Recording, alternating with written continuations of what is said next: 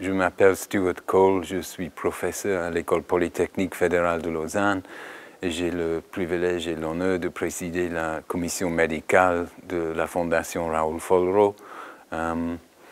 Et donc, je m'intéresse beaucoup aux maladies infectieuses et notamment la lèpre et l'ulcère de Buruli. Quels sont aujourd'hui, que peut-on dire en termes d'avancées scientifiques par rapport à tous ces sujets sur lesquels vous travaillez? Je pense qu'il y a eu énormément de progrès dans les connaissances sur les bactéries qui sont à l'origine de ces maladies grâce au séquençage des génomes et les informations qui en découlent. Donc on comprend beaucoup mieux pourquoi Mycobacterium leprae se multiplie très lentement chez l'homme et pourquoi nous sommes incapables de le cultiver au laboratoire.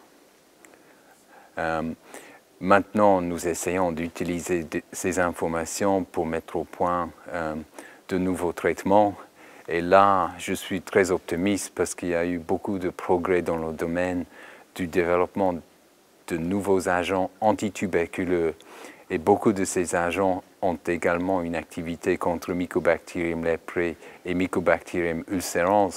Donc, peut-être d'ici 4 ou 5 ans, on disposera de beaucoup plus d'antibiotiques, antimycobactériens, et qu'on pourrait mettre au point un nouveau traitement encore mieux que la PCT. Donc ce sont des pistes pour demain? Oui, ce sont de véritables pistes pour demain. Et je pense que c'est quelque chose de très enthousiasmant. Y en a-t-il d'autres sur lesquels on travaille également?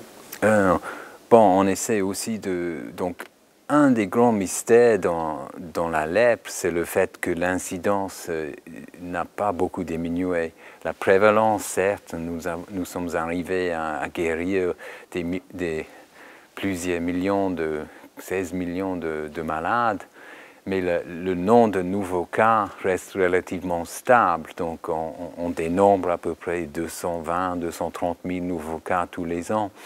Et ça, c'est quelque chose que les épidémiologistes n'avaient pas prévu.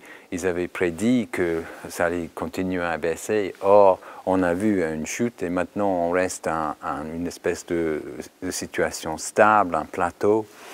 Donc ça suggère qu'il y a sans doute une source de contamination importante qui reste à être mise en évidence. Ça pourrait être le fait que les malades sont contagieux bien avant que les premiers symptômes apparaissent, ou peut-être il y a d'autres choses en jeu comme des réservoirs non humains.